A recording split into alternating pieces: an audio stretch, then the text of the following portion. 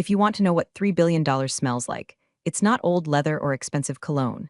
It smells like ozone, lukewarm filtered water, and the terrifying, antiseptic silence of a conference room on the 45th floor, where the air conditioning is set specifically to keep human empathy at absolute zero. I was sitting there, staring at the signature line on a contract that was thick enough to stop a small caliber bullet, feeling the familiar hum of adrenaline that comes right before the ink hits the paper. This wasn't just a deal. This was the culmination of 6 months of my life spent in airport lounges and negotiating with regulatory bodies that make the IRS look like a charity organization. I'm Riley. I'm the strategic partnerships lead for a tech firm that everyone in New York thinks they know, but nobody actually understands. I'm the mechanic who goes down into the engine room of the Titanic and makes sure the turbines are actually turning while the captain is busy waving at the icebergs. The telecom deal was supposed to be impossible. Everyone said the Europeans would never sign over that level of data integration. But I knew something they didn't. I knew their lead negotiator had a weakness for strict punctuality and hated ambiguity. So, for 6 months, I was a metronome. I was precise, I was boring. And today, boring was about to pay for the new wing of our headquarters. Harold, our VP, was sitting across from me, sweating through a shirt that probably cost more than my first car. He looked like he was vibrating.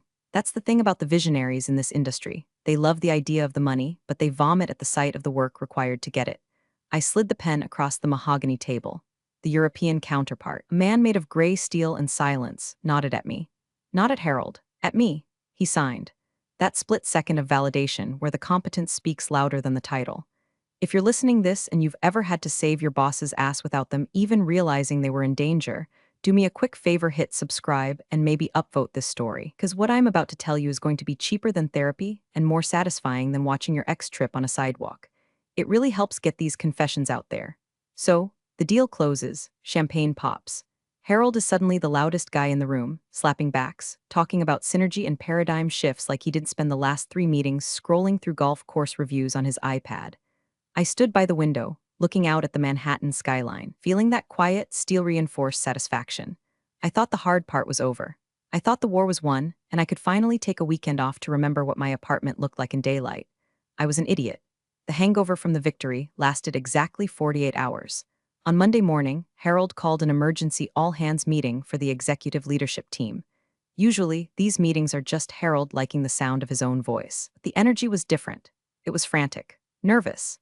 He walked in with a young woman who looked like she had been generated by an AI prompted with arrogant influencer with an MBA. She was wearing a blazer that was cut aggressively sharp and heels that were designed for sitting, not walking. Team, Harold said, his voice cracking just a little, the way it always did when he was doing something he knew was defensible only by blood. I want you to meet our new director of innovation.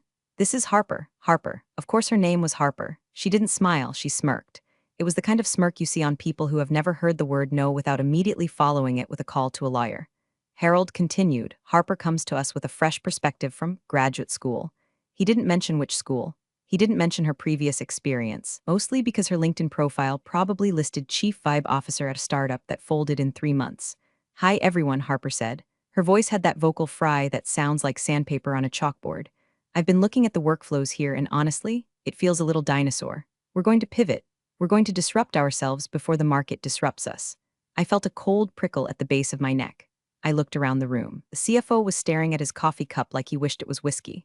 The general counsel was aggressively cleaning his glasses. No one said anything. They all knew who she was. We all knew Harold's last name, and we all knew hers. This wasn't a hire, it was an inheritance. Riley, Harold said, pointing a sweaty finger at me. Harper's going to be shadowing you on the upcoming Chen investment round. I want her to get her hands dirty on the big stuff immediately. The Chen investment, $3 billion. Wallace Chen, the man who ate executives for breakfast and used their business cards to pick his teeth. Harold wanted to throw this glitter-covered grenade into the bunker with the most dangerous investor in the hemisphere. Shadowing? I asked, keeping my voice level, the calm authority mask bolted tight to my face. Harold, the Chen deal is in the delicate phase.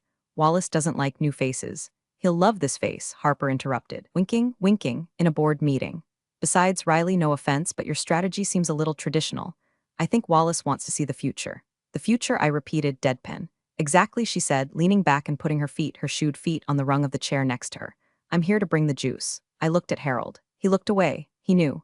He knew he was handing the keys to a Ferrari to a toddler who had only ever driven a tricycle in a padded room. But he was weak and she was his blood, and in corporate America, blood is thicker than competence, thicker than profit, thicker even than the survival instinct.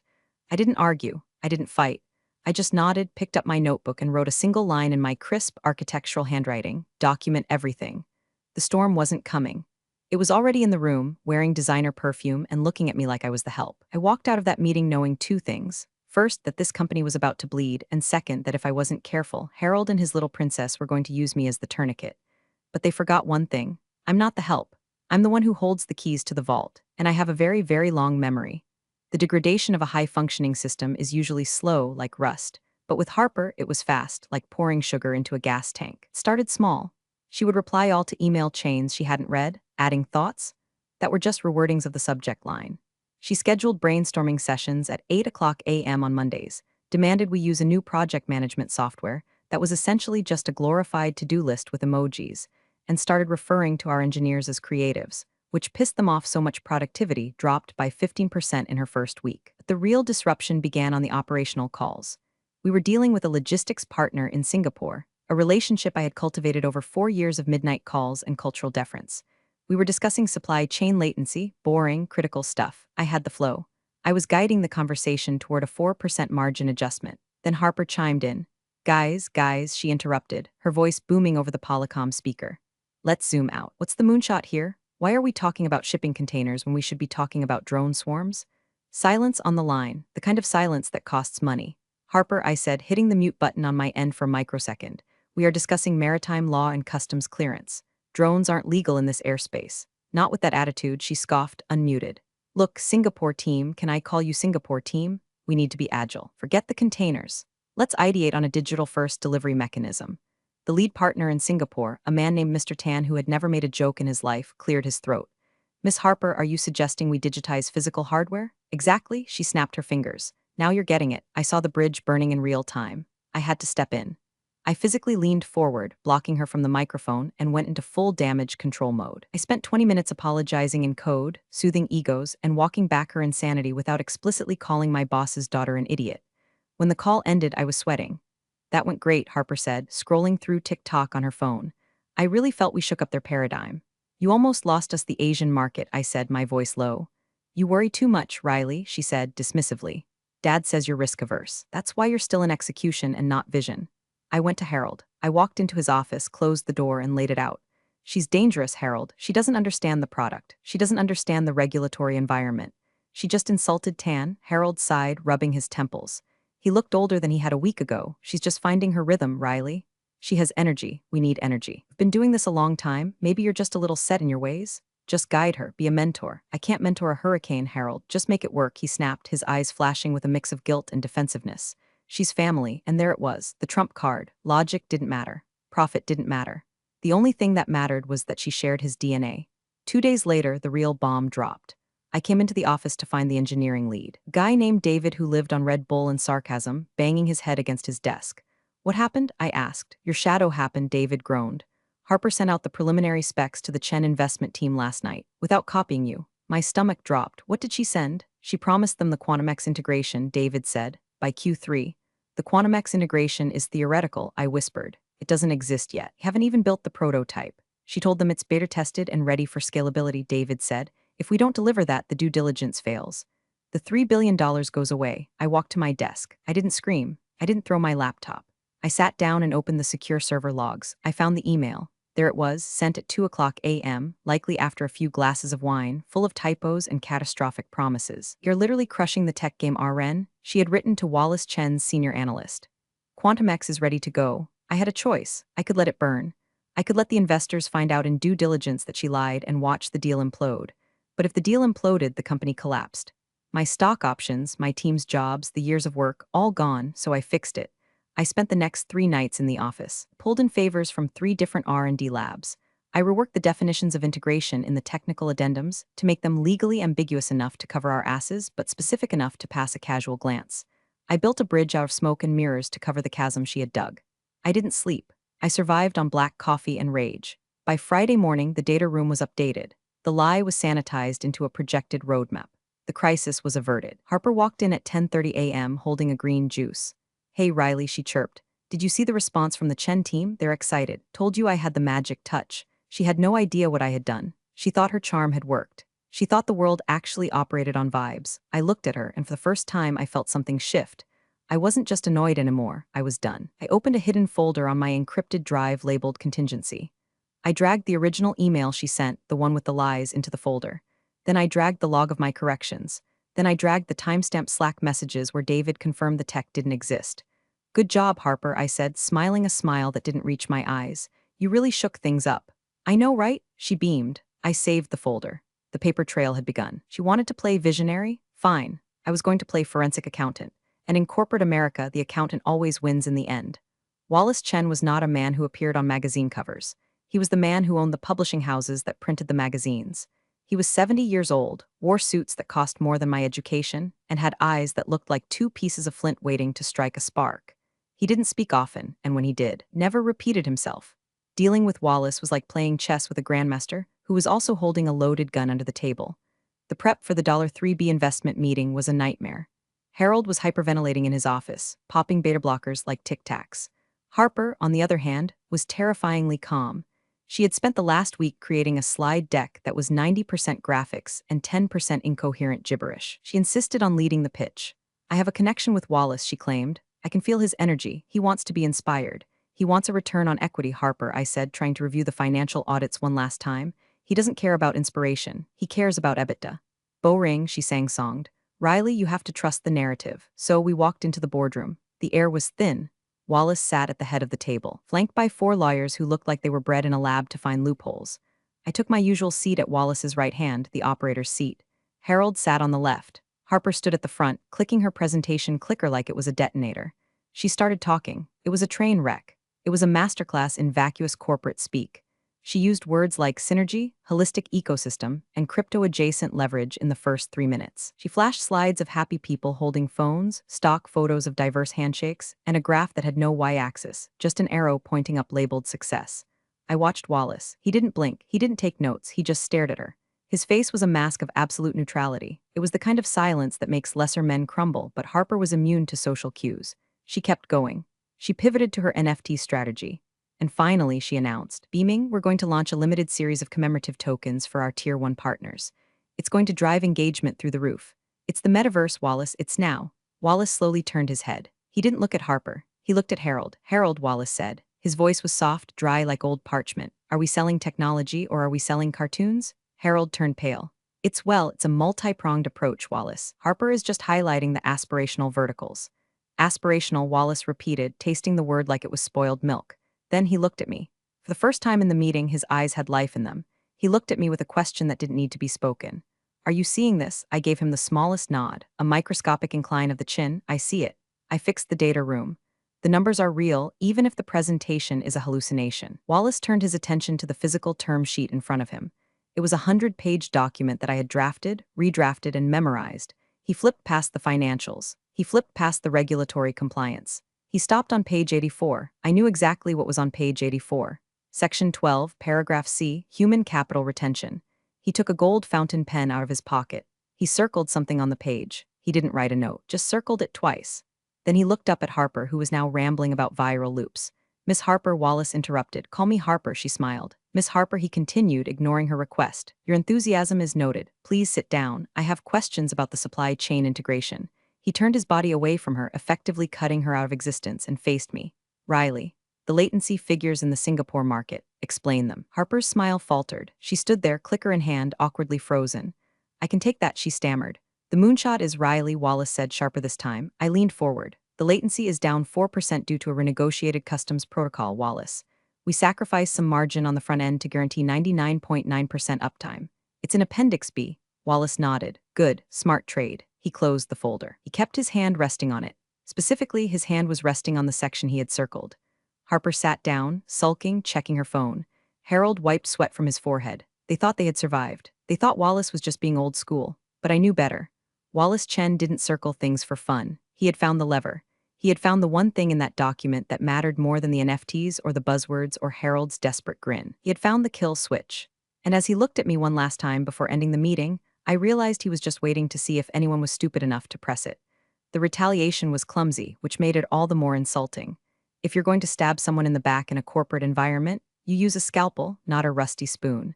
But Harper was all blunt force trauma. It started the Tuesday after the pitch meeting. I tried to log into the shared executive calendar to schedule the follow-up diligence call with Wallace's team. Access denied. A little red box popped up, Contact Administrator. I tried to open the Chen Deal final drafts folder on the server. Access denied. I sat back in my chair, sipping my lukewarm coffee. I didn't call IT. I knew what this was. This was the digital equivalent of changing the locks while your spouse is at the grocery store. Then came the email. It wasn't from Harper. It was from Harold, but the syntax was all wrong. Harold used commas like they were going out of style. This email was a stream of consciousness block of text. Subject, org chart realignment / vision forward Riley. As we pivot toward the closing of the Chen investment, we are looking at streamlining our leadership optics. Harper has expressed a desire to take point on the finalization phase to better align with the new innovation strategy. Given budget concerns and the need for a fresher narrative, your role is being reviewed for potential restructuring post-close. In the interim, please route all investor comms through Harper directly. We appreciate your support in this transition. Restructuring. Corporate speak for we're going to fire you the second the check clears. We need you to stay quiet until then. I read it twice. I felt the anger, sure, hot and sharp in my chest. I had built this department. I had saved their asses in Singapore. I had sanitized their data room. And now I was being restructured because a 28-year-old with an ego the size of Texas felt threatened because the investor asked me a question instead of her. But anger is a useless emotion in the boardroom. Anger makes you messy. Calculation makes you dangerous. I didn't reply immediately.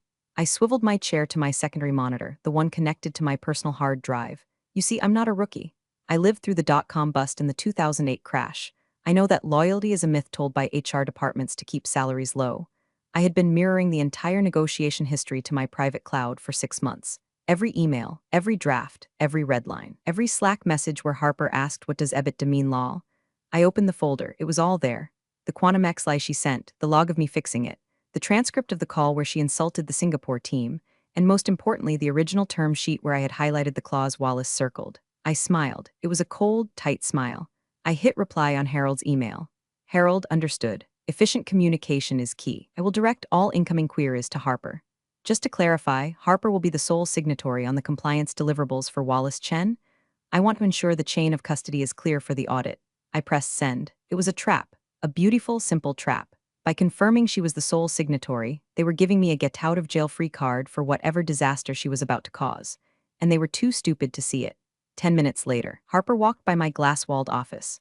She didn't look at me. She was talking loudly on her phone. Yeah, I'm basically running the close. It's exhausting, but someone has to be the adult, right? She stopped, pivoted, and looked through the glass. She gave me a little wave. A dismissive, fingers-only wave, like you'd wave at a goldfish. I waved back. That afternoon, I went to the break room. A junior analyst, a kid named Kevin, who I had trained on SQL databases, was there making tea. He looked around nervously, then slid a folded piece of paper across the counter to me. I saw the draft org chart on the printer. He whispered, terrified. They're erasing you, Riley. It's not right. I took the paper. It was a printout of the new hierarchy. Harper was at the top, Chief Strategy Officer. My name wasn't on the page. Thanks, Kevin, I said softly. Don't worry about it. What are you going to do? He asked. Are you going to sue? Suing takes too long, Kevin, I said, putting the paper in my pocket.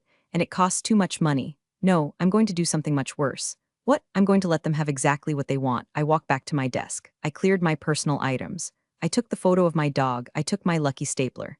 I left the desk bare except for the computer. They wanted to run the show? Fine. I was going to hand them the steering wheel. I just wasn't going to tell them that I had already cut the brake lines. The silence from the C-suite was deafening. For 3 days, I sat in my office with nothing to do. No emails, no meeting invites, no frantic calls from Harold asking where the regulatory binders were. It was the eerie calm of a ghost ship. They were freezing me out, hoping I'd just quit so they wouldn't have to pay the severance package. I used the time to have coffee. Not just any coffee, strategic coffee. I met with Marcus, one of the independent board members, at a cafe 3 blocks away. Marcus was an old money guy, risk-averse, the kind of guy who wore suspenders non-ironically. He had been skeptical of Harper from day one. It's a mess, Riley, Marcus said, stirring his espresso. Harold is telling the board that Harper has revitalized the deal. He says Wallace is eating out of her hand. Is that what he says? I asked, looking out the window at the pedestrian traffic. Is it true? Marcus looked at me, desperate for the truth. Because if this deal tanks, the stock drops 40%. My portfolio can't take that hit. I didn't complain. I didn't badmouth them. I simply slid a single sheet of paper across the table. It was a timeline. No emotions, just data. Date, Harper takes over comms. Date, missed deadline for SEC filing. Date, QuantumX fabrication sent to investor. Date, Riley access revoked. Marcus, read it. His face went gray. She lied about the tech specs. It's corrected in the data room, I said calmly. But if she tries to sell that lie in the final signing meeting, Wallace will walk. Marcus pocketed the paper. Why are you telling me this? Because I like this company, Marcus. And because when the building catches fire, I want you to know who was playing with matches. I walked back to the office just in time to see a notification on my phone. It was a forwarded calendar invite from Harold. He must have clicked forward to all by mistake, or maybe he just didn't care anymore. Subject, final signing Chen investment attendees. Wallace Chen, Harold Harper, legal. Location, Boardroom A, Friday, 2:00 p.m. I wasn't on the invite list. I opened the email thread below the invite. Wallace had sent a short note to Harold earlier that morning. Harold, final term sheet review this Friday. All key roles must be present, as discussed. I do not like surprises. Harold's reply was underneath, absolutely, Wallace. The whole leadership team will be there. We are ready to make history. He was lying to Wallace. He was defining leadership team as people named Harold or Harper. He was betting that Wallace wouldn't notice my absence, or that if he did, he wouldn't care enough to stop the check. It was a staggering gamble. It was the kind of arrogance that only comes from people who have never actually had to negotiate for their survival. I sat at my empty desk. The office hummed around me. People walked by, averting their eyes. They knew I was a dead woman walking. They didn't want to catch the contagion of failure. I opened the document one last time, the employment contract I had signed 5 years ago, and the updated key person addendum that was attached to the Chen deal structure. I reread the clause Wallace had circled. It wasn't just a standard clause. It was a key man provision, but updated for modern tech structuring. It tied the valuation of the company specifically to the retention of strategic operational assets. Me, I was the asset. I wasn't just the mechanic, I was the engine. And Harold had just decided to sell the car without checking if the engine was included. I closed the laptop. I picked up my purse. I walked out of the office at 4:00 p.m. on a Thursday. Heading out early, Harper called out from the hallway. She was holding a bottle of champagne, pre-celebrating. Just clearing some headspace for tomorrow, I said. Don't worry about tomorrow, she smirked. We've got it covered. You can probably just zoom in. Or take a personal day. I'll keep that in mind, I said. Enjoy the downtime, she said, popping the cork on the bottle. You look tired. I am, I said truthfully. But I think I'll sleep well tonight. I took the elevator down. I didn't go home. I went to a print shop. I printed one copy of the full term sheet. I put it in a plain manila folder. No branding, no logos, just the truth bound in paper. The storm was gathering, and for the first time in my life, I wasn't trying to stop it. I was just waiting for the lightning to strike. Thursday night was a study in contrasts. While I was in my apartment, ironing my best suit, the charcoal Armani that I wore when I needed to look like an executioner, Harold and Harper were at a steakhouse downtown. I know this because Harper posted 14 Instagram stories about it. Closing deals and eating meals, nail polish, boss babe, 3 billion, empire, state of mind. One video showed Harold raising a glass of red wine. To the new era, he slurred slightly. To the next generation. They looked so happy, so sure. It was almost tragic. They were celebrating a touchdown while the ball was still on the 50-yard line. At 9:00 p.m., my phone buzzed. It was an anonymous email, Proton Mail, untraceable. But I knew the writing style. It was Kevin, the junior analyst. Subject, FYI attachment, draft press release embargoed PDF. I opened it. For immediate release, tech giant secures $3B investment, announces leadership refresh New York, NY, following a historic partnership with Chen Capital. Company name is proud to announce the appointment of Harper last name as Chief Strategy Officer. As part of this restructuring, the company will be parting ways with legacy operational staff to streamline efficiency. Legacy operational staff. That was me. That was my epitaph after 10 years of service. Reduced to 3 words in a press release written by a girl who thought synergy was a personality trait. I stared at the screen. I didn't cry. I think I had passed the point of sadness days ago.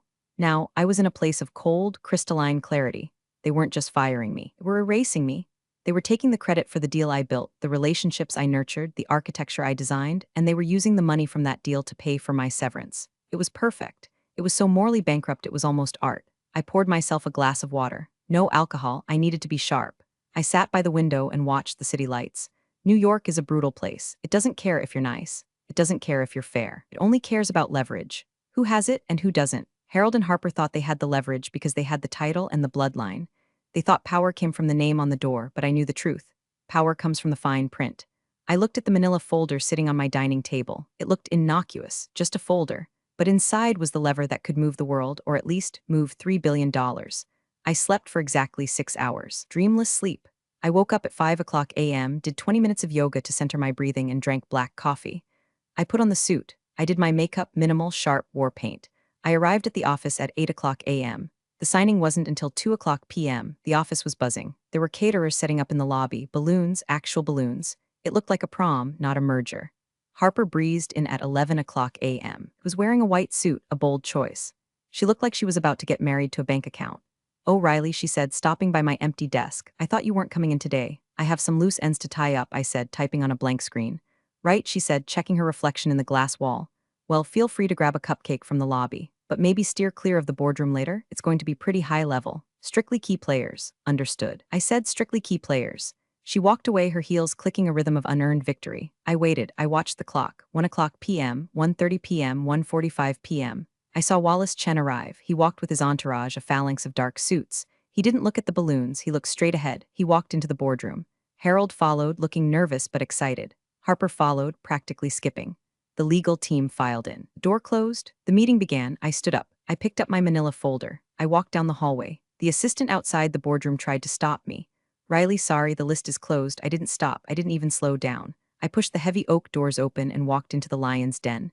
The sound of the door opening was louder than I intended. It echoed off the glass walls and the polished mahogany table. Every head turned. Harold froze mid-sentence. He was standing at the head of the table, holding a glass of sparkling water. Harper was seated next to him, looking annoyed. Wallace Chen sat opposite them, his face unreadable, his hands folded on the table. "Riley," Harold stammered. We're in the middle of the final review." "I know," I said. My voice was steady. Calm, the voice I used when the servers were melting down. "I'm here for the signing." Harper stood up. "Riley, we discussed this. This is a leadership meeting. You're not needed here." "Actually," I said, walking toward the empty chair next to Wallace, "my chair, I think I am." "This is embarrassing," Harper sighed, looking at Wallace with a performative roll of her eyes. "I'm so sorry, Wallace. We have some personnel issues we're working through. Some people have a hard time letting go." Wallace didn't look at her. He was looking at me. His eyes tracked me as I pulled out the chair and sat down. I placed the manila folder on the table. "Personnel issues," Wallace repeated softly. "Yes," Harper said, emboldened by his acknowledgement. She turned to me, her face hardening. She decided to do it right there. She wanted to show Wallace she was the boss. She wanted the kill. "Riley," Harper said, her voice loud, projecting for the room. "Since you can't take a hint, I'll make it clear. We're restructuring the team. We need fresh vision. You're fired. Please leave the building immediately or I'll call security." The silence that followed was absolute. It was a vacuum. The air left the room. Harold looked like he was about to vomit. He knew this was the wrong time. He knew this was messy, but he couldn't stop her. "Fired," I repeated. "Effective immediately," Harper said, smiling. A cruel, triumphant smile. "Now, get out." I didn't move. I didn't look at her. I turned my head slowly to the right and looked at Wallace Chen. "Wallace," I said, "it appears I am no longer an employee of this company." Wallace lowered his eyes. He reached into his pocket and pulled out his fountain pen. He uncapped it. "Who?" Wallace asked. The question hung in the air. Harper blinked. "What? Who what? Who is fired?" Wallace asked, his voice devoid of any emotion. Harper pointed a manicured finger at me. "Riley, she's legacy staff. We're clearing the deck." Wallace nodded slowly. He looked at Harold. "Harold, is this accurate? Is Riley no longer with the firm?" Harold stuttered. "Well, Wallace, it's a strategic shift." "We felt that. Is she fired?" Wallace barked. The sound was like a whip crack. "Yes," Harold whispered. "Yes." Wallace didn't scream. He didn't flip the table. He simply closed the leather-bound folder in front of him, the one containing the $3 billion investment agreement. He screwed the cap back onto his pen. "Then this meeting is over," Wallace said. He started to stand up. "Wait," Harper shrieked. "What are you talking about? We're here to sign. The deal is done." Wallace stopped. He looked at Harper with a mixture of pity and disgust. Then he looked at Harold. "You didn't read the term sheet, did you, Harold?" "Legal, read it," Harold gasped. "We all read it." "Not closely enough," Wallace said. He reached over and pulled the manila folder I had placed on the table. He didn't need to open it. He knew what was inside. But he opened it anyway. For theatrical effect. He turned to page 84. "Riley," Wallace said, "would you like to explain Section 12 to your former employers?" I leaned forward. I looked Harper dead in the eyes. "Section 12, paragraph C," I recited from memory. "The key person dependency clause. It states that the investment is contingent upon the continued employment and operational authority of specific key personnel, deemed critical to the asset's stability." Harper laughed, a nervous, high-pitched sound. "Yeah, like Dad and me." "No," Wallace said, "not you."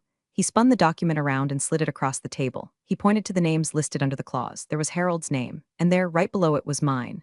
Riley, last name, head of strategic partnerships. "If Riley leaves," Wallace said, his voice ice cold, "for any reason, termination, resignation, or death, prior to the vesting period of 24 months, the deal is void. The valuation resets. The offer is withdrawn." Harper stared at the page. Her mouth opened, but no sound came out. Harold grabbed the paper. His hands were shaking so hard the paper rattled against the table. I didn't know. I thought it was just standard boilerplate." "I don't do boilerplate," Wallace said. "I invest in competence."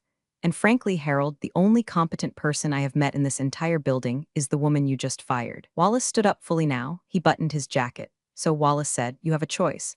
You can walk away from $3 billion or you can walk away from your daughter's tantrum. The trap had snapped shut and they were both caught in the teeth.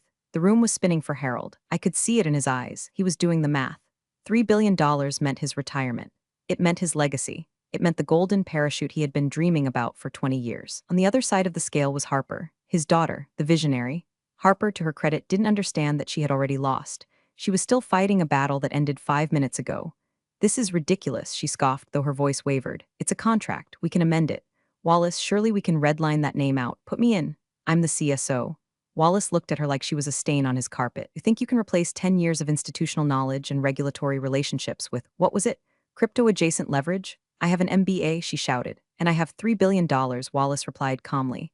And right now it's staying in my pocket. He turned to his lawyers. Pack it up. We're done here. The lawyers started closing their laptops. The sound of zippers and clicking latches filled the room. It was the sound of money leaving the building. No, Harold yelled. He slammed his hand on the table. No, wait, Wallace, please, wait. Wallace paused. Why? We can fix this, Harold said, sweat dripping down his nose. He looked at me. His eyes were pleading, desperate. Riley, we didn't mean it. It was a misunderstanding. A lapse in judgment. She fired me, Harold, I said calmly. In front of the investor, that's not a lapse, that's policy. We rescind it. Harold cried. You're not fired. You're promoted. Senior VP, coup. Whatever you want, Dad, Harper gasped. What are you doing? She's undermining us, Harold spun on his daughter. The enabler mask finally fell off, revealing the terrified, greedy man underneath. Shut up, Harper, he hissed. Harper recoiled as if he had slapped her. Excuse me, I said. Shut up, Harold roared. You have no idea what you're doing. You almost cost us everything. He turned back to Wallace. She stays, Riley stays. Harper will step down. Dad, Harper whispered, tears welling up. Genuine tears this time. The tears of a spoiled child realizing the toy store is closed. You can't be serious. I am perfectly serious, Harold said, his voice trembling. Step down now or you're fired. The silence returned. But this time it wasn't a vacuum, it was heavy. It was the weight of a guillotine blade waiting to drop. Wallace looked at me. Riley, is this acceptable to you? I looked at Harold, sweating and broken. I looked at Harper, crying and humiliated. And I looked at the contract. I could have walked away. I could have let it burn. It would have been poetic. But remember what I said earlier? I'm the mechanic. I fix things. And I had a team of 50 people outside that door who needed this funding to pay their mortgages. Also, I wanted to win, and walking away is losing. Staying and forcing them to look at you every day knowing you own them? That's winning. I have conditions, I said. Name them. Harold said immediately. Full autonomy on the operational budget, I said. Harper is removed from the building completely. Not a demotion, a departure. No consulting fees, no board seat. Done, Harold said. Dad, Harper wailed, and I added, looking at the term sheet. A renegotiation of my equity stake, triple the vesting. Harold didn't even blink. Done. I turned to Wallace. Then we have a deal. Wallace smiled. It was the first time I had ever seen him smile. It was terrifying. Excellent, Wallace said. He opened the leather folder again. He slid the pen to Harold. Sign, Harold signed. His hand shook, but he signed. Now you, Riley, Wallace said. I signed my name next to his. The ink flowed smoothly. Harper stood there, watching her inheritance turn into my leverage. She turned and ran out of the room. The door slammed behind her. Pleasure doing business, Wallace said, capping his pen. The meeting disbanded 10 minutes later. The lawyers shook hands. Wallace nodded to me, a gesture of respect that was worth more than the bonus I had just negotiated, and left. Harold sat in his chair, slumped over, staring at the wall. He looked like a deflated balloon. You played a hard game, Riley, he whispered. I didn't play a game, Harold, I said, standing up and collecting my folder. I did my job. You should try it sometime. I walked out of the boardroom. The balloons were still there. The caterers were putting out trays of shrimp. The staff was gathering, smiling, unaware that they had almost been unemployed 5 minutes ago. I walked toward the elevators. I needed fresh air. I needed to wash the smell of desperation off my suit. I heard sobbing from the emergency stairwell. I pushed the heavy door open. Harper was sitting on the concrete steps, her white suit smudged with dust, crying into her phone. He chose her over me. She was saying to whoever was on the other end. Probably her mom or her Reiki healer. It's so unfair. I had a vision. She looked up and saw me. Her face crumpled into a mask of hatred. You realized you ruined my life, right? She spat. You think you're so smart. You're just a bureaucrat. I stood on the landing looking down at her. Harper, I said softly. I didn't ruin your life. I saved the company. There's a difference. I'm going to start my own firm, she threatened, wiping mascara from her cheek, and I'm going to crush you. Good luck with that, I said, but a piece of advice? Read the contracts, all of them, even the boring parts. I turned to leave. Wait, she called out. How did you know Wallace would back you? I paused, hand on the door handle. Because Harper, I said, Wallace likes money, and I'm the one who makes it. You're just the one who spends it. I walked out onto the street. New York air was cold and smelled of exhaust and roasted nuts. It was the best thing I had ever smelled. I checked my phone. The press release had gone out, but it was different. Tech giant secures $3B investment. Riley last name promoted to chief operating officer. There was no mention of Harper. It was like she never existed. I walked to the corner and hailed a cab. I wasn't going to go celebrate. I wasn't going to post on Instagram. I was going to go home, pour a glass of expensive scotch, and sit in silence. We won. The competent people won. It doesn't happen often. Usually the Harpers of the world fail upwards and the heralds protect them and people like me get restructured into oblivion. But today the fine print held up. I looked out the window as the city blurred by. I felt healed, not happy exactly, but balanced. The scales had tipped back. And to the guy who fixes the AC on the 45th floor, I see you. Keep the air cold. We need it to keep our blood from boiling. I'm Riley. I'm the COO, and I'm never signing a document without reading the footnotes again. Some people confuse nepotism with power, until real money walks in and reminds them who actually holds the pen. Riley didn't need to argue, shout, or defend herself. She just let the paperwork speak. The daughter came in swinging a title, but Riley came in with leverage, earned in silence. In business, respect isn't inherited, it's negotiated. Appreciate you all for sticking through this one. See you in the next story. I don't exist on LinkedIn. If you Google my name, you'll find a florist in Topeka and a dead woman in Idaho, and that's exactly how the Department of Defense likes it. My office is a windowless box inside a SIF, sensitive compartmented information facility, buried deep within the bowels of a generic glass building in Maryland that houses one of the biggest defense contractors on the East Coast. To the outside world, I'm a mid-level manager pushing paper. To the Pentagon, I am the named security officer, NSO, holding the keys to the kingdom for a Tier 1 special access program. That means if a paperclip moves without my authorization, treason charges are theoretically on the table. I thrive on rules. Rules are the only thing separating civilization from the kind of chaos that ends with a congressional hearing and a sudden urge to move to a non-extradition country. So when I walked into the office that Tuesday, 7 months pregnant and carrying a bladder the size of a walnut, I noticed the vibe was off immediately. The air tasted like stale Dunkin' Donuts coffee and impending incompetence. Before I get into how I single-handedly dismantled a $400 million revenue stream using nothing but a federal handbook and pure spite, do me a favor. Hit subscribe and maybe drop a like. Your support is the only thing keeping my team from developing a drinking problem. Anyway, back to the grime. My desk was spotless, aligned with the same precision I used to audit our safe logs. But Brad, our program director, was leaning against my doorframe. Brad is the kind of guy who thinks synergy is a personality trait and wears loafers without socks because he saw it in a GQ spread in 2014. He's a suit, a specialized breed of corporate parasite who sells promises to the government that he expects people like me to fulfill. He looked at me, then at my stomach, then back at my face with a smile that didn't reach his eyes. It just kind of stretched his face skin like cheap plastic wrap. Karen, the oracle of the SIF, Brad boomed, his voice echoing off the soundproofed walls. We're gearing up for the big audit next month. The $400 million, baby. The white whale. It's a routine DCSA review, Brad, I said, logging into my workstation. My password was 24 characters long and changed every week, and it's only a whale if we're hiding blubber. Everything is green across the board. I checked the SF-86s last night. Right, you're a machine, he laughed, but it was dry, like coughing up dust. Listen, with your situation. He gestured vaguely toward my midsection as if I were smuggling a bomb rather than a human child. Corporate is worried about the operational tempo. This contract is the lifeblood of the division. If we fumble the handoff while you're on, you know, mommy time, we're cooked. I stopped typing. The cursor blinked at me, a steady, rhythmic heartbeat. Mommy time. You mean the federally mandated medical leave I'm entitled to after working 80-hour weeks for 5 years to keep your clearance active?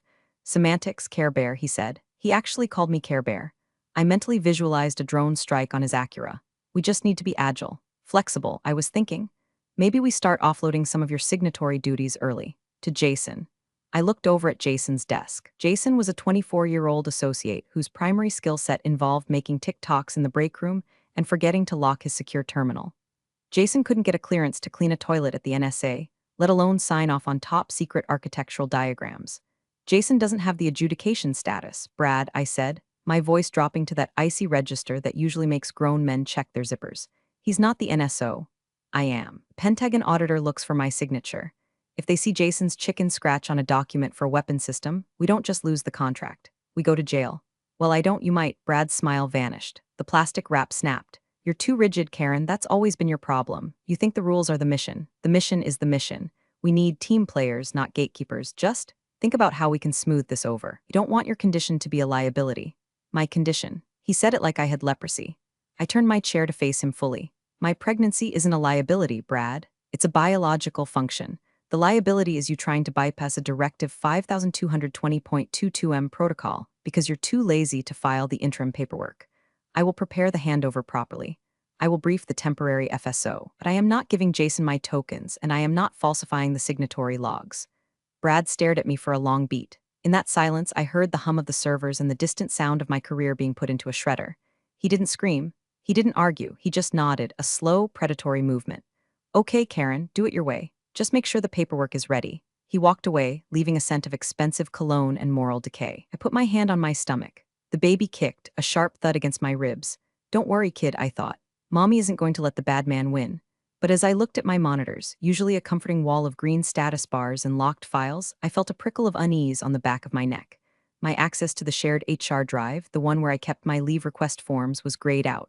Just a glitch, probably. IT was always messing things up. But in the world of high-stakes defense contracting, there are no coincidences. There are only vectors of attack, and I had just shown Brad my flank. I spent the rest of the day doing what I do best, digging in. I didn't just do my work, I audited it. I created a shadow log of every email, every interaction, every time Brad looked at me with that calculation in his eyes. I was the named security officer. I was the firewall. What I didn't realize was that the malware was already inside the building, and it had a corner office. The following week, the atmosphere in the office shifted from passive-aggressive to Soviet-era surveillance state. It wasn't anything you could take to HR immediately, it was the silence. When I walked into the break room, conversations died. When I sent emails to the proposal team asking for the updated schematics for the audit, I got red receipts but no replies. I was being ghosted by my own coworkers, people whose clearances I had personally adjudicated. I sat in my ergonomic chair, which was currently the only thing in the building supporting me, and reviewed the DCSA, Defense Counterintelligence and Security Agency preparation checklist. The audit was 3 weeks away. I was due in 5. The timing was tight, but I had a plan. I always had a plan. Then came the friendly check-in. Outlook pinged. Calendar invite from Brad. Subject, op sync/transition strategy. Location, his office. No agenda attached. In the corporate world, a meeting without an agenda is an ambush. I waddled down the hallway, yes, waddled. My ankles were the size of grapefruits, clutching my notebook. I never went anywhere without a physical notebook. Digital notes can be deleted by an admin with a grudge. Ink is forever. Brad wasn't alone. Sitting next to him was Sheila from HR, a woman whose smile was so tight I worried if she sneezed her face would shatter. Sheila was the kind of HR rep who protected the company from the employees, not the other way around. Karen, have a seat, Brad said, gesturing to the low chair that was impossible for a pregnant woman to get out of gracefully. I remained standing. I'm good, thanks. My back prefers verticality. What's up? We're just concerned, Sheila chimed in, her voice dripping with faux sympathy. Brad mentioned you seem a bit overwhelmed. With the audit coming up and your due date, we want to make sure the company isn't putting too much strain on you. I'm not overwhelmed, I said, keeping my tone flat. I'm on schedule. The binders are 90% prep. See, that's the thing, Brad interrupted, leaning forward. 90% isn't 100. And if you go into labor early, we're left holding the bag. You need to transfer the NSO credentials. Today, I felt the temperature in the room drop. Transfer to whom? We haven't hired a qualified replacement yet. The background check on the temp hasn't even cleared the preliminary phase. To me, Brad said. He smiled and I saw the wolf teeth. I'll hold the NSO designation until you get back. I almost laughed. Brad, you have a secret clearance. The contract requires top secret with PSI eligibility. You literally cannot be the NSO. The system won't even let me input your name. It's a violation of federal law. If I give you my tokens, we are both committing a felony. Brad slammed his hand on the desk. It was a calculated outburst, meant to startle me into submission. I run this program, Karen. I don't need a lecture on federal law from someone who's about to be out of the office for 3 months pumping breast milk. You have a $400 million review. If that auditor asks for a file and I can't open it because you're in a delivery room, we lose. Then you better hope I don't go into labor, I said, my voice shaking slightly, not from fear but from the adrenaline dumping into my system. Because I am not giving you my SIPR-net token. That is a hard no, it's non-negotiable. Sheila cleared her throat. Karen, refusal to follow a direct order from leadership can be grounds for performance review. Refusal to commit a crime is grounds for a whistleblower complaint, Sheila. I shot back. Do you want me to document this conversation as a formal request to violate the National Industrial Security Program Operating Manual? Because I can write that memo right now. Silence. Thick, heavy silence. Brad's face turned a shade of red usually reserved for botched launch codes. Sheila looked at her notebook, refusing to meet my eyes. Fine, Brad spat. Get back to work. But we're going to need to figure out a workaround. You're becoming a bottleneck. I'm the safety valve, Brad. There's a difference. I walked out. My heart was hammering against my ribs like a trapped bird. I knew I had won the battle, but the war had just gone nuclear. I went back to my desk and immediately tried to log into the main server to back up my email correspondence regarding the refusal. Access denied. My stomach dropped, not the baby this time, fear. I tried my secondary login. Account suspended, contact administrator. I looked across the room. Jason was watching me, nervously spinning a pen. He quickly looked away when I caught his eye. They were cutting my lines, they were isolating me. I didn't call IT. I knew Brad had already made that call. Instead, I opened my physical safe, the one only I had the combination to, and took out the hard copy logs of every access request, every audit trail, and every clearance grant for the last 6 months.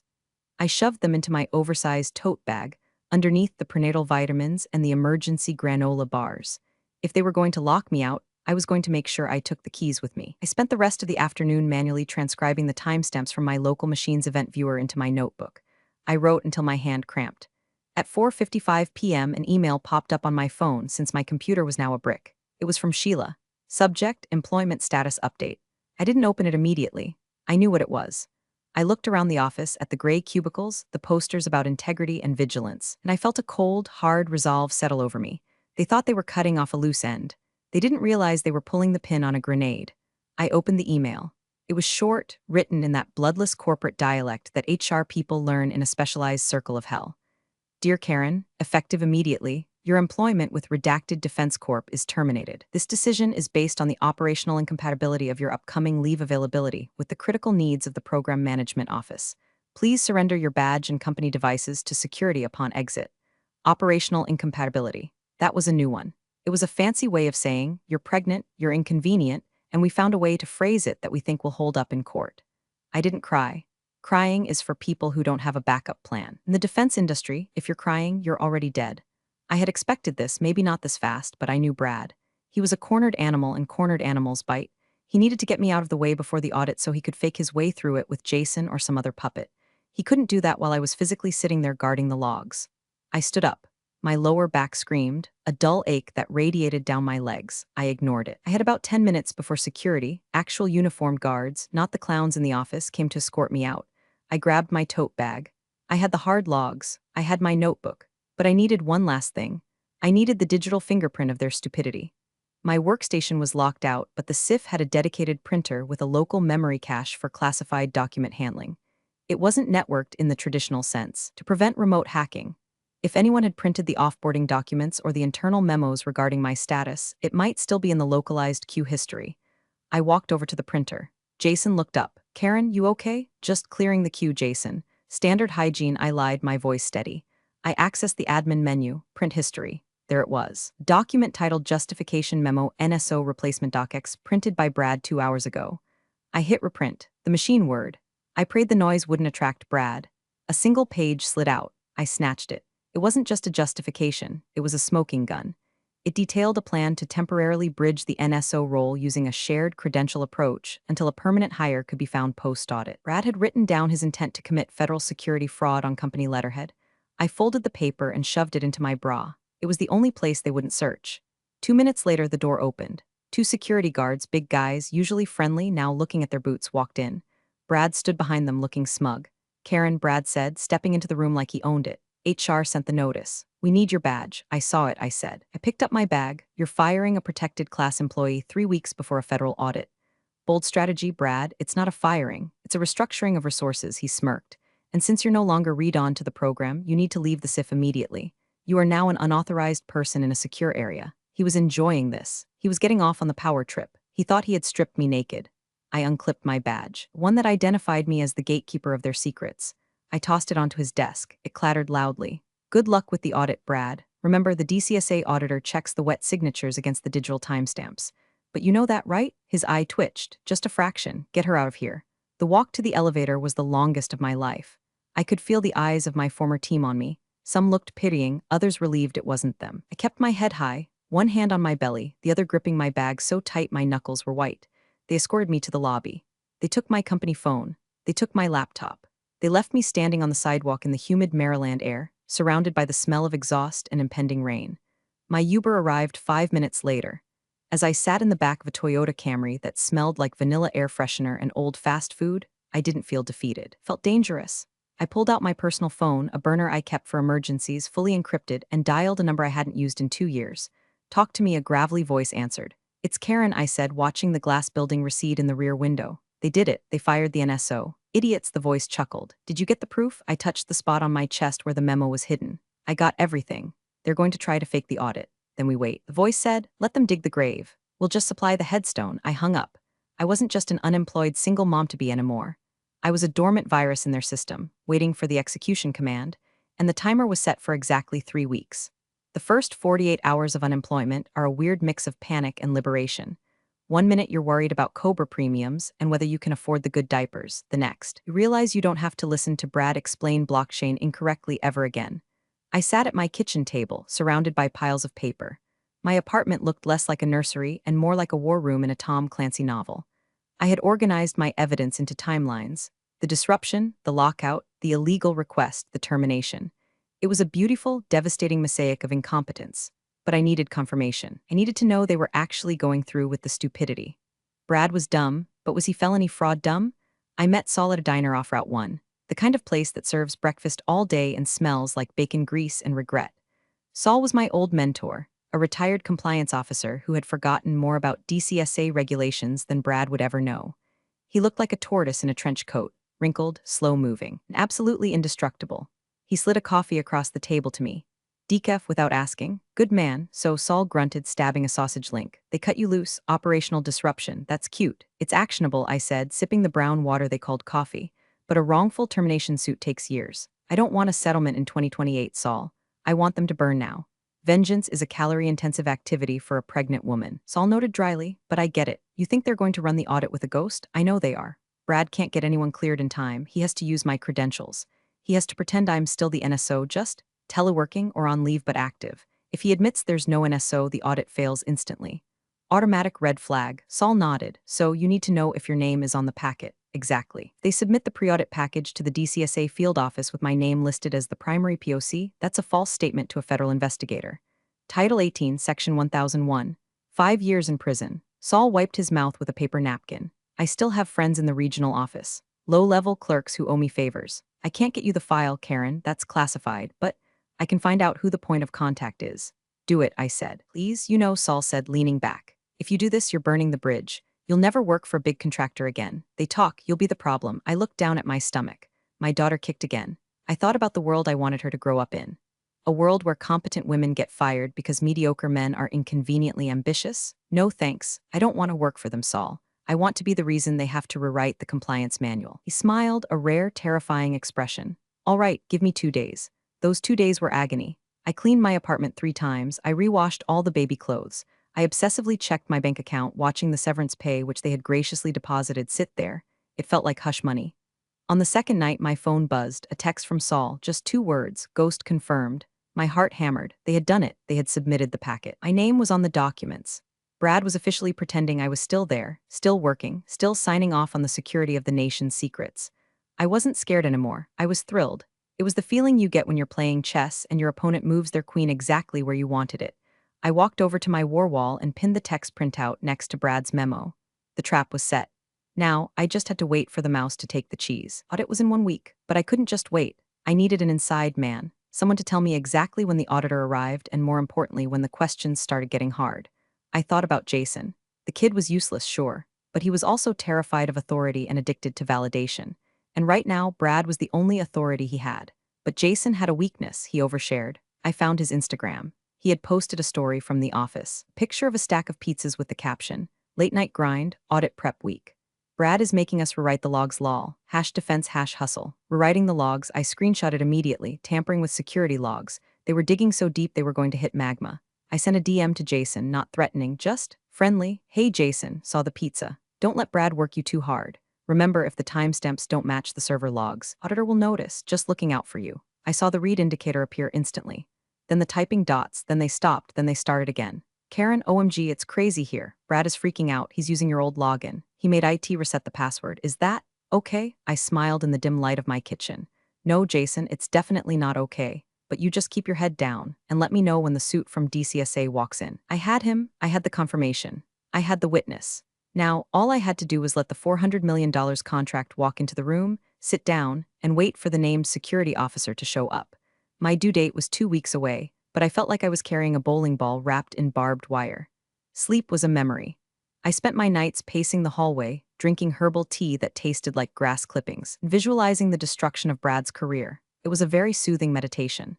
The week of the audit, the weather in Maryland turned oppressive. The air was a wet blanket of humidity, the kind that makes your clothes stick to you the moment you step outside. It fit the mood perfectly. Inside the glass building, I knew the air conditioning would be blasting, but the sweat would be real. Jason kept singing like a canary. He didn't realize he was an informant. He just thought he was venting to a sympathetic ex-colleague. Monday, 10:14 a.m. Jason. Brad is making us scrub the visitor logs, says there are too many gaps. We're filling in names. Is John Smith too obvious? Tuesday, 2:30 p.m. Jason. They took your nameplate off the door but left it on the org chart in the conference room. Brad says if they ask, you're remote for medical reasons but available by phone. He gave them a number. It rings to his desk. I stared at that text. It rings to his desk. Brad was going to impersonate me. He wasn't just using my credentials. He was going to verify my identity over the phone if the auditor called. It was so brazen, so incredibly stupid, it was almost art. I sat down at my laptop, my personal one, and opened a new file, the Brad dossier. I uploaded the screenshots. The photos of the physical logs I had taken before I left, printout of the justification memo, the timeline of text messages. I cross-referenced everything with the NISPOM, National Industrial Security Program Operating Manual. Violation 1, unauthorized access to TS/side terminal. Violation 2, falsification of security records. Violation 3, impersonation of a named security officer. Violation 4, retaliation against a protected whistleblower. It wasn't a complaint, it was an indictment. On Wednesday, I went to the doctor. My blood pressure was up. You need to relax, Karen, Dr. Evans said, peering at the cuff. Whatever stress you're under, let it go. For the baby, I am relaxing, I lied. I'm just finishing a project. It's almost done.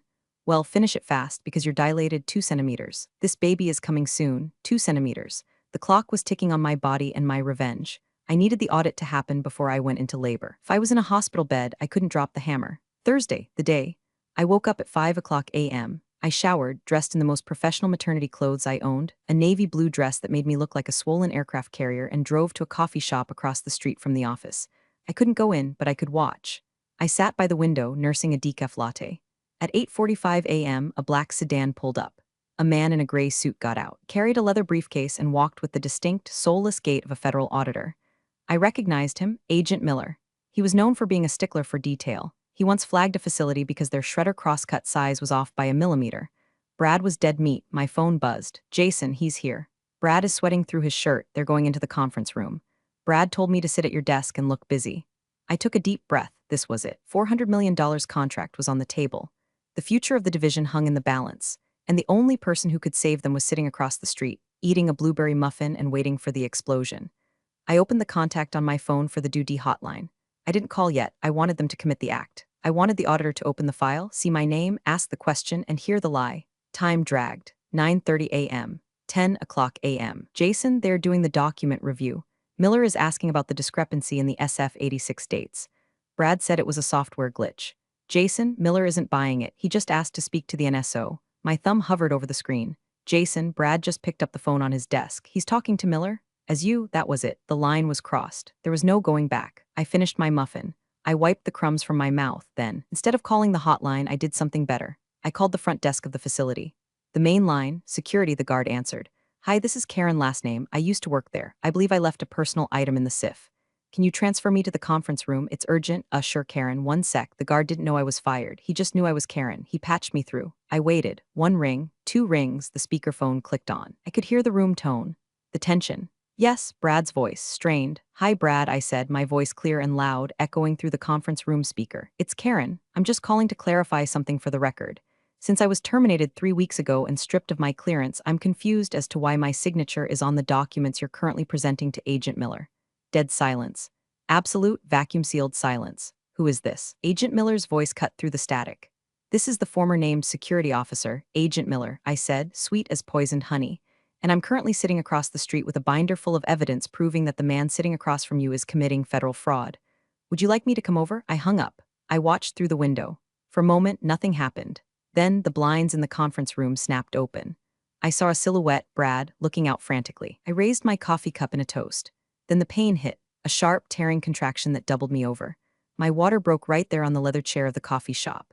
Perfect timing, kid, I thought, gritting my teeth. Let's go. The barista panicked. Ma'am, oh my god, are you okay? Do you want a towel? An ambulance? I'm fine, I gritted out, gripping the table so hard the laminate creaked. Just call me an Uber and maybe get a mop. The contraction rolled over me like a tidal wave. It was fitting, really. Across the street, a different kind of wave was crashing down on Brad. I imagined the scene, Agent Miller slamming the folder shut, the red stamp coming down, the immediate seizure of all classified materials. The failed designation wouldn't just be a mark on a paper, it would be a quarantine tape around the entire building. My phone blew up as I waddled/stumbled to the curb. Jason, holy shit, Karen, what did you do? Miller just ordered everyone away from their terminals. He's on the phone with the FBI. Brad looks like he's having a stroke. I didn't reply. I was breathing through my nose, counting to 4, exhaling for 4. Inhale, destruction of career. Exhale, birth of child. The Uber arrived, a different one this time, thank God. Hospital, I gasped. Fast. If I have this baby in your Honda Civic, I'm not paying for detailing. Driver, a terrified young man named Kevin, drove like he was qualifying for Daytona. As we sped away, I looked back at the building.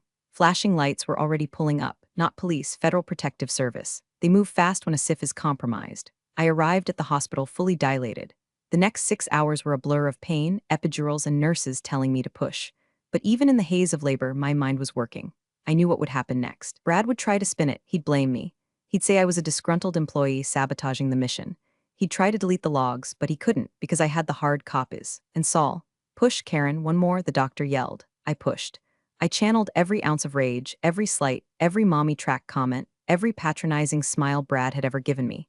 I pushed with the force of a woman who had just nuked a $400 million revenue stream. At 4:12 p.m., my daughter was born. She screamed. It was a good, strong scream. A scream that said, I am here and I am not taking your crap. They placed her on my chest. She was tiny, messy, and perfect. I named her Maya. An hour later, as I lay in the recovery room, exhausted but euphoric, my phone rang. It wasn't Jason. It wasn't Saul. It was a number I recognized, the general counsel for the company, the big lawyer. I picked up. Hello, Miss Last Name. The voice was smooth, cultured, and terrified. This is Robert Sterling. I represent the company. We heard about the events of this morning. Events? I cooed, adjusting Maya's blanket. You mean the federal raid on your facility? We would like to discuss a settlement. A reinstatement, perhaps a misunderstanding package. Mr. Sterling, I said, my voice raspy but firm. I am currently holding a newborn infant. I am also holding a dossier of evidence that I haven't even given to the Inspector General yet. I just gave the teaser to Agent Miller. If you want to talk, you can talk to my attorney. But I'm going to tell you right now, Brad is gone. The contract is gone. And if you annoy me, I will make sure the investigation expands to the other sites. Miss Last Name, please, I'm on maternity leave, Robert. I'll call you in 12 weeks, or never. I hung up. I looked down at Maya. Well, kid, I whispered. Mommy just got you a college fund or a very long legal battle. Either way, it's going to be interesting. I closed my eyes. For the first time in 9 months, I slept. But the world outside didn't sleep.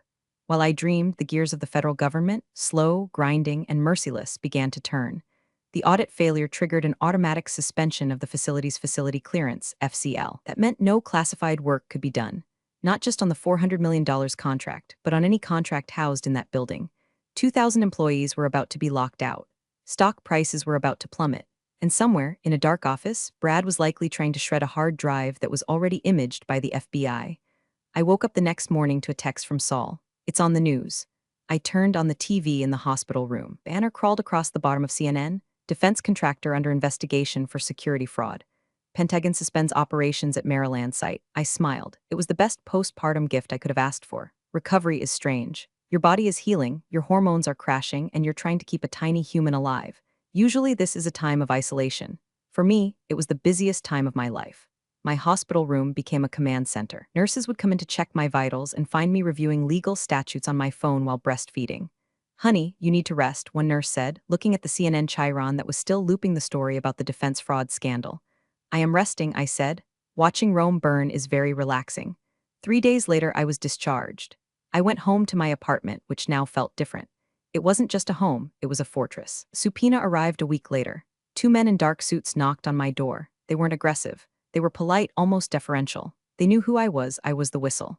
Miss Last Name, we have a subpoena for your testimony regarding the investigation into company name, the taller agent said.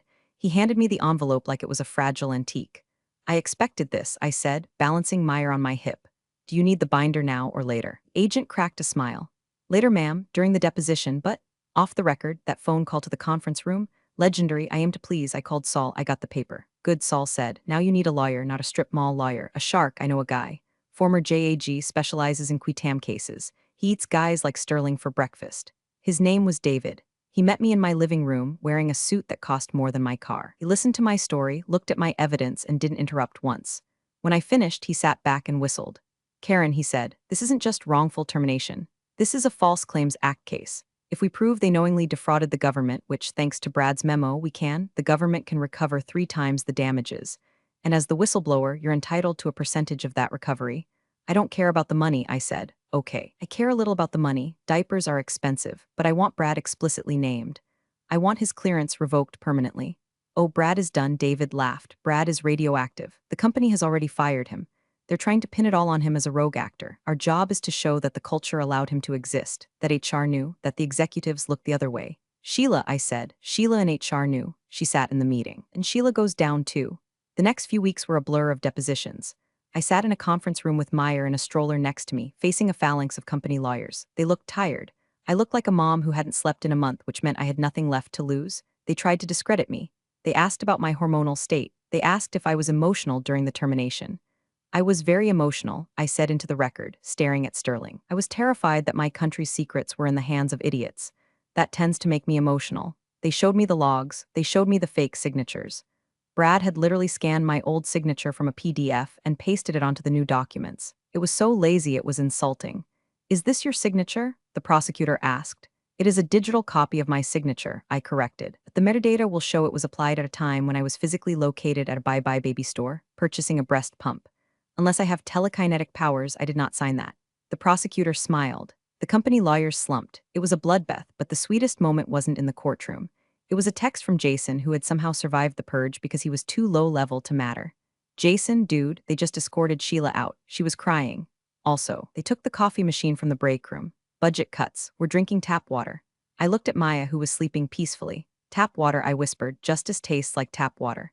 The settlement offer came 6 weeks into the investigation. It was a number with 6 zeros. They want to settle the wrongful termination and the retaliation suit, David told me over the phone. They're offering $1.2 million. Standard NDA. No admission of wrongdoing. I sat on my balcony, watching the autumn leaves fall. Maya was doing tummy time on a blanket, grunting with effort. $1.2 million is a lot of money, I said. It is. It secures Maya's future. But no admission of wrongdoing? That means they get to say it was just a misunderstanding. That means Brad gets to quietly retire instead of being blacklisted. That's usually how these things work, Karen. Not this time, I said. Reject it. Karen, reject it. David, tell them I want a public apology. I want a statement admitting that they violated NISPM standards, and I want my clearance reinstated and flagged as unjustly revoked in DIS. I don't want their money if it buys their silence. David sighed. You're a difficult client, you know that? I'm a named security officer. Details matter. We went back to war. The company bled. The government suspended their ability to bid on new contracts for 18 months. That was the death knell. Competitors started circling like sharks, poaching the talent that hadn't been fired. The stock price dropped 40%. Finally, they broke. It was a Tuesday. Sterling called David. They capitulated. They would issue the statement. They would correct my record. And they would pay $2.5 million, part settlement, part whistleblower award. I signed the papers on my kitchen table with a spit-up cloth over my shoulder. But the real victory came in the mail. A letter from the Defense Counterintelligence and Security Agency. Dear Miss Last Name, based on the findings of the investigation, your eligibility for top secret/PSI access has been fully restored. The adverse information entered by company name has been expunged. I held the paper. It was just a piece of paper, but it was my reputation. It was my integrity. They tried to steal it, to smudge it with their grease, but I had scrubbed it clean. I thought I would feel relief. Instead, I felt finished. I looked at the badge I had mailed back to them. I realized I didn't want it back. I didn't want to go back to the windowless box. I didn't want to work for people who viewed security as a hurdle rather than a duty. I picked up my phone and called Saul. It's done, I said. They settled. Congratulations, millionaire, Saul rasped. Buying a yacht? No, I'm thinking of starting a business. Oh, insulting, I said, looking at the piles of regulations I had memorized. There are a lot of nervous whistleblowers out there who don't know how to document a file. And there are a lot of companies who need to know what happens if they try to screw over a pregnant lady. Karen's compliance and revenge? Saul laughed, something like that, but with better coffee. I hung up. I looked at Maya. She rolled over for the first time, looking surprised at her own strength. Yeah, I told her. It's surprising what you can do when you have to. 6 months later, I walked into a coffee shop in downtown Bethesda. I wasn't wearing maternity clothes anymore. I was wearing a tailored suit, sharp enough to cut glass. Maya was with a nanny, a very expensive, very qualified nanny who I had background checked back to the Stone Age. I ordered a latte, full caf. I needed the energy. My phone rang. It was a new client, a senior engineer at an aerospace firm who was being pressured to sign off on faulty wing struts. Don't sign anything, I told him, cradling the phone. Start a log, date, time, who was in the room. If they speak to you in the hallway, send an email summarizing the conversation immediately. Per our discussion, copy your personal email blind. I gave him the playbook, the Karen protocol. As I walked out with my coffee, I passed a newsstand. The business section had a small blurb, redacted Defense Corp acquired by competitor at fire sale price. The article mentioned operational failures and security compliance issues. It didn't mention me. It didn't have to. I knew. I walked to my car, a new Volvo, safest on the road. As I unlocked it, I saw a familiar face. It was Brad. He was coming out of a staffing agency across the street. He looked smaller. The suit was ill-fitting. The fake tan was gone, replaced by a pallor of desperation. He wasn't the master of the universe anymore. He was just a guy with a flagged security file who couldn't get a job guarding a mall kiosk. He saw me. He stopped. For a second, I thought he might yell, might come over and blame me for ruining his life. I just stared at him. I didn't smile. I didn't frown. I looked at him with the same detached, clinical scrutiny I used to use on a non-compliant SF-86 form. I looked at him like he was a typo. He looked away first. He hurried down the street, head down, disappearing into the crowd of commuters. I got into my car. I checked my mirror. I checked my blind spots. I drove home to my daughter. The $400 million contract was gone. The company was gutted. The bad guys lost. And me? I was just getting started. I pulled into my driveway. The sun was setting, casting a golden light over the house that compliance built. I took a sip of my coffee. It didn't taste like stale office brew. It tasted like freedom. I opened my laptop. I had 3 new inquiries. Subject, retaliation for safety report. Subject, HR ignoring harassment. Subject, can you help me document fraud? I cracked my knuckles. All right, I said to the empty room. Let's burn it down. Some people confuse access with ownership. They thought they could erase her from the system and still use her credentials like a keycard that never expires. But security doesn't work that way, especially not when it's federal. Karen didn't shout, didn't beg, didn't warn. She just let the system collapse under the weight of their arrogance. Actions have clearance levels, too, and theirs just got revoked. Thanks for sticking around to the end. See you in the next one. I knew the day was going to